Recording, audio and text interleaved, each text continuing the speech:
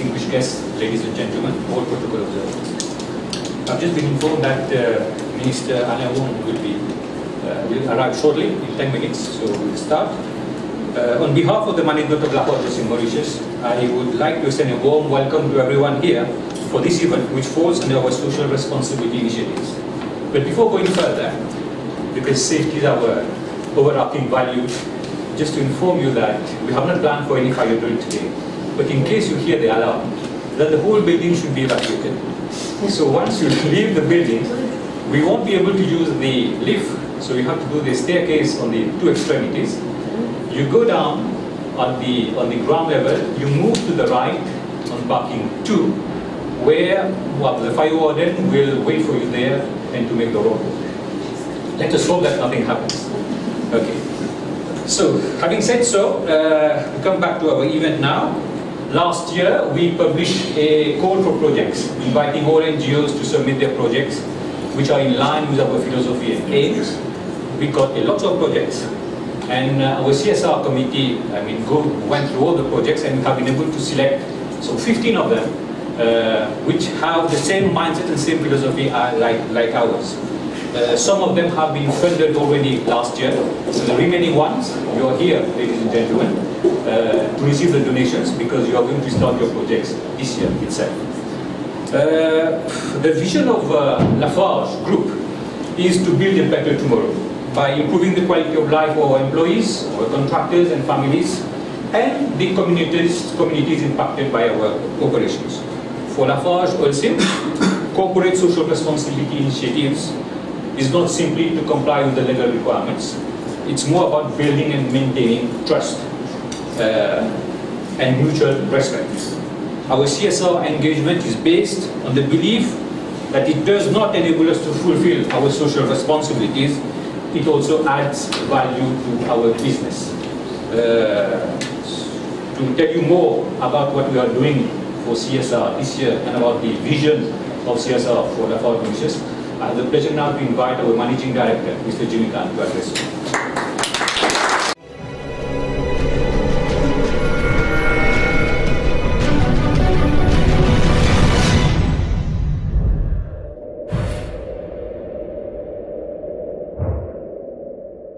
It is with great privilege I welcome the Honourable Ms. Fazila Duaru, Minister of Gender Equality, Child Development and Family Welfare. Members of the Executive Committee, the wonderful LafargeHolcim staff, representatives of the various NGOs. Thank you very much for taking your time. I'm happy and we're fortunate to have such a varied group with us in front of us. And I wanted to recognize that and to piggyback a little bit about what Chandan said about CSR activities. Before I get into that, just to be clear, maybe you spend a lot of time in these activities, maybe you go to a lot of CSR events, but just so you know who we are. We've been building Mauritius for the last 50 years. It's through two companies, Baobab Simon and Chemex Beton. And through these two organizations, we're able to contribute not only on a product or a basic level, but also through, I think, a moral and ethical level, which is more exciting than the first one. So I'm not Mauritian. You can probably tell by the accent. It's really interesting for me. So I come from a North American background. And in the North America business, we're not used to having a CSR formal responsibility. Governance in business is very difficult in North America. It's a capitalistic mindset. So you really can't tell companies what to do and why they should do it. But I think the interesting part for me is coming back from America. The American view on this, we don't call it CSR. We call it sustainability, corporate citizenship, community investment. But the reality in America is it's just good business. It's actually the right thing to do. So why wouldn't we do it? That was a really important takeaway for me. But when I arrived in Mauritius and I started meeting a lot of my counterparts, CEOs of the top 100 companies, the top 50 companies, the top 20 companies, I have to admit I've realized there's a gap. not all CEOs feel the same way. Whether it's a maturity issue, whether it's a development issue, I think we'll get there. We'll definitely get there. But we're not there yet. Bonjour.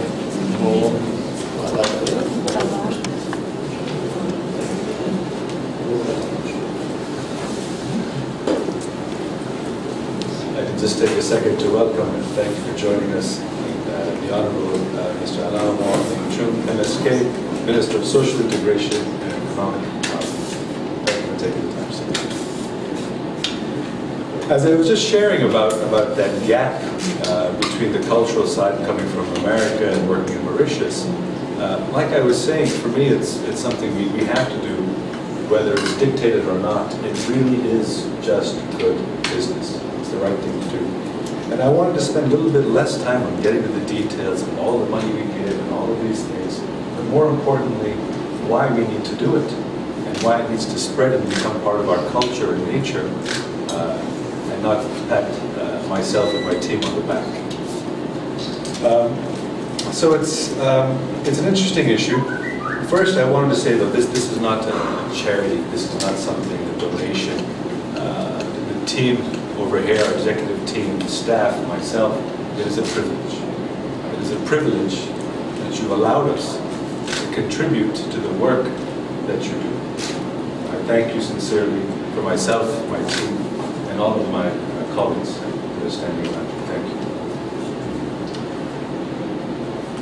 you. And this sounds very selfish and very American, but when we do contribute as a company, we financially do better. Companies that contribute to CSR events, corporate citizenship, they do better. It's not a debate, it's proven through and through, and I'll go through some of the details as I get through this. And don't worry, I won't be too long, it's about 2-3 minutes.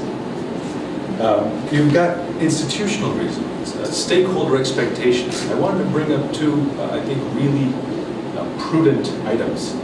I don't know how many of you remember Nike shoes, Nike, one of the biggest athletic shoes in the world. Child labor in the 90s.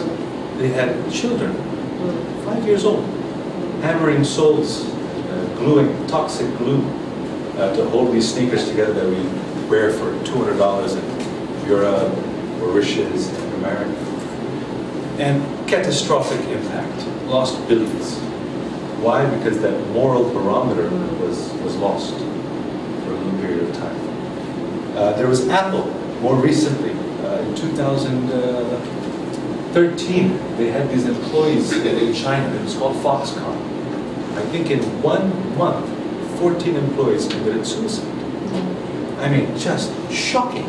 It caused reverberations throughout the entire technology community. And there have been massive changes that came from that. But those are reactive changes, not proactive. And finally, you know what? It's just the right thing to do. People equate business with being unkind, uncaring. If you're good at business, you shouldn't have emotions. I think that's wrong. Maybe in the 40s, maybe in the 50s, that was a reality. But those days have changed. It's like the notion that women can't vote. Catastrophic notions. So those three things for me are really important to remember. It is just the right thing to do, being the most important one. Without taking too much longer, I just wanted to say thank you very much. We were excited to be here. And if I leave you with one thing, I think it's really important that if we look at the biggest philanthropists in the world, they're CEOs. You've got Bill Gates, who's given, Bill Gates gave $27 billion of his money, not to charity, but to development, to growth. Warren Buffett, number 2, $21.5 billion.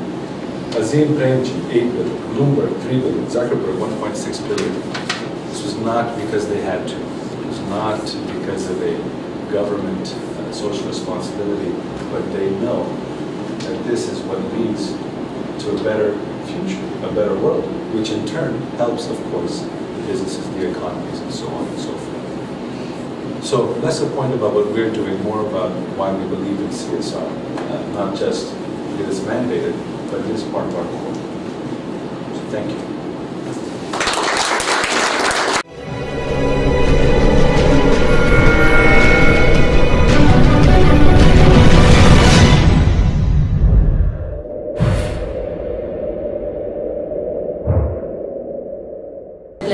me to be in your midst this morning. C'est un plaisir de m'associer à vous pour cette remise de chèques par LafargeHolcim aux ONG.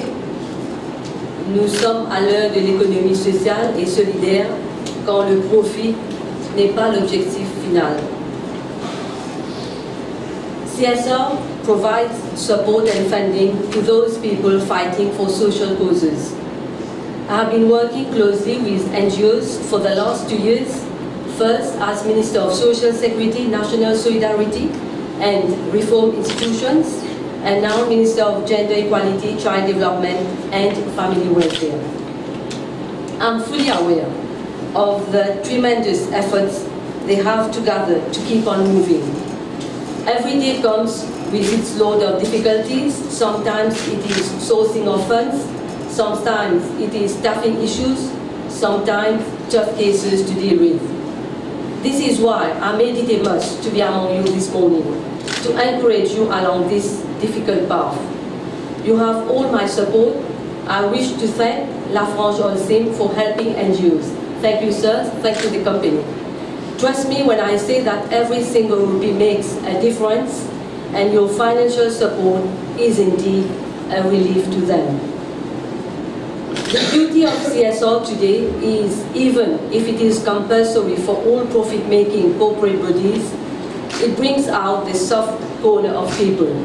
Companies take time to look into the needs, the ills, the distress of our society, and make special efforts to provide for the welfare of our people. Capacity development, poverty alleviation. Thank you for taking the time for your efforts and also for your support. I know LafargeHolcim pays special attention to children in distress. I witnessed that myself recently for the donation of toys to children of La Colombe shelter, followed by the intention of providing furniture to 2 shelters, La Colombe and L'Oasis. I thank this company, and I think this company is doing an amazing job. The list of NGOs beneficiaries in this donation today also says it all. Most of them are directly linked to my ministry, and I thank LafargeHolcim for their special consideration, be it to women empowerment or helping children in distress. Strengthening the capacity of NGOs should remain a continuous process. We need to have a strong NGO sector, capable of delivering quality service, effective in responding to emerging challenges, efficient in creating social value, and also bold enough to adopt, if I may say, innovation to ensure sustainability. Ma présence ici veut avant tout témoigner la volonté du gouvernement de collaborer de manière durable avec le secteur public et aussi la société civile. Le Corporate Social Responsibility est aujourd'hui un pont nécessaire qui relie les ONG, le gouvernement et le secteur privé pour faire avancer les causes sociales et aussi combattre les fléaux de notre temps. L'appui aux personnes vulnérables demeure la priorité de ce gouvernement, comme énoncé dans le programme gouvernemental 2015-2019. Le gouvernement ne peut tout faire. Il nous faut impérativement développer cette synergie et complémentarité entre l'État, le secteur privé, à travers sa stratégie de responsabilité sociale d'entreprise, et les ONG pour un impact social-économique positif et durable. Je dois dire que LafargeHolcim est un géant mondial de l'industrie du ciment qui marque sa présence dans 90 pays. Un grand nom avec un grand cœur aussi. Nous savons que LafargeHolcim ouvre son cœur aux plus vulnérables de la société. Grâce à sa responsabilité sociale, la compagnie contribue depuis plusieurs années d'ailleurs à apporter sa pierre pour soulager les enfants en difficulté. Cette collaboration entre le gouvernement et le secteur privé est primordiale et nécessaire. Si chacun apporte sa pierre, nous pourrons mieux construire cette société que nous avons tant besoin. In closing, I wish once again to thank LafargeHolcim for its help and support. Let us continue, sir, building bonds of goodness through cooperation and mutual respect. Thank you very much.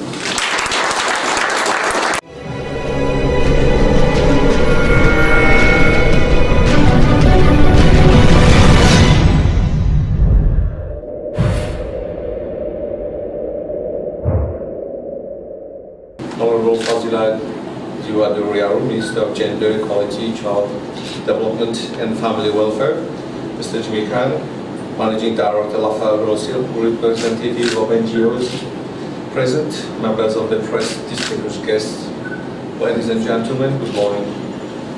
I'm very pleased to be here with you this morning for this very laudable initiative taken by LafargeHolcim in line with its corporate social responsibility program, and at the very outset, I would like to thank and congratulate LafargeHolcim for that. Today, 11 NGOs will be receiving checks from LafargeHolcim, and this money will, without any doubt, be of great help to the organization to carry out their activities. It is also very encouraging to note that LafargeHolcim is giving a helping hand to NGOs involved in various fields, and more particularly to institutions which care for children and women. Ladies and gentlemen, as you are aware, I have personally been involved in social activities since decades, with sports and all that. And I believe that everyone should contribute wherever it's possible to give better conditions of living and any kind of help to those who really need. This is why I don't know if you remember, some years ago, I decided to swim around the island to collect funds, to raise funds for the homeless, and we have been able to build WWs. And today, as the newly appointed Minister for Social Integration and Economic Empowerment, I'm determined to run an extra mile through the different arms of my ministry to alleviate the sufferings of those people who need help. I would like to seize this opportunity to point out that this government is sparing no effort in the fight against poverty. The vision of my ministry is to eradicate extreme and chronic poverty and to strive towards the creation of an inclusive and more equitable society. But you will concur with me that the government alone cannot do everything, and I'm glad to know that private companies, through their corporate social responsibility program,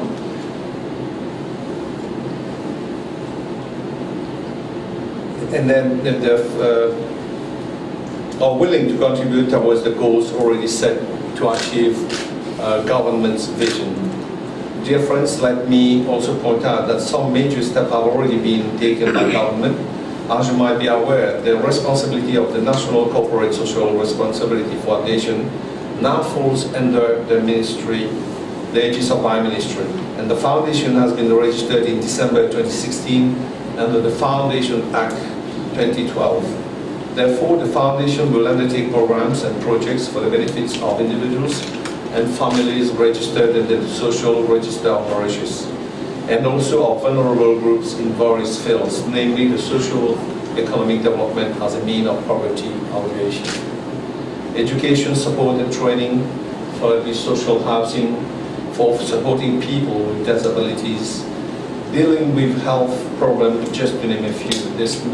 The National CSR Foundation will also first establish and update the register of NGOs, request and examine calls for proposals for the implementation of projects of NGOs, monitor and evaluate CSR program, serve as a platform for coordination and communication among all stakeholders, and promote compliance with the United Nations Sustainable Development Goals 2015-2030.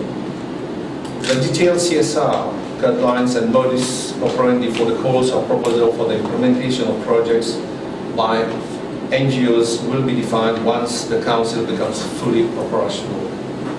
Ladies and gentlemen, it is also worth mentioning that the National CSR Foundations come at the right moment, and it will be complementary to another important innovation brought by this government, that is the Marshall Plan Against Poverty. These two new projects will have a dual role to alleviate poverty and improve the economic, social and human capital of people living in extreme poverty and precarious conditions. To come back to the Marshall Plan Against Poverty, which is an ambitious project on which government has embarked, let me point out that it has a dual objective. Firstly, to eliminate absolute poverty, and secondly, to encourage change among vulnerable groups and service providers that would lead to economic empowerment, social inclusion, and overall improve well-being of disadvantaged groups. The first objective is set to be achieved through the subsistence allowance scheme, and the second one through a personalized support allowance granted to families via case management with elements of conditionality. Hence, ladies and gentlemen, as you can see, the government is determined to leave no stone unturned in the fight against absolute poverty, and its mission to ensure that citizens of the country benefits from better conditions of living. And beyond all this, I also would like to quote a famous quote from Saint-François Xavier and Charles Line, from quite some years ago, and people should understand that meaning. It says, it's while giving that you receive. I never understand that at the beginning, but when I swam around the island, I understood. And it's while giving your time to people and to make people happy. It's also a way of living. It depends how much money you can gather, you can earn. But if people are left behind, there's no happiness. When there's no happiness, there's no liberty, everything is gone. Then people will start building walls around the house to protect themselves because people are left behind. So I believe with the ministry that I'm leading today, I will try to close that gap, and it is very important. So I thank you with these few words. But before ending, there's also one thing also we must remember with the NGOs, because being a politician, we go very often in very small places, slums, and people have this habit. When they receive something, instead of saying thank you, they used to say, that's all. This is very important to tell people. It's the intention that counts. When you receive the smallest amount, because you mentioned billions that are received from other, from Bill Gates and so on, but whatever you give, Mother Teresa says, a smile can be enough sometimes. So, thank you very much. I congratulate LafargeHolcim, and I thank you for your kind attention. Thank you very much.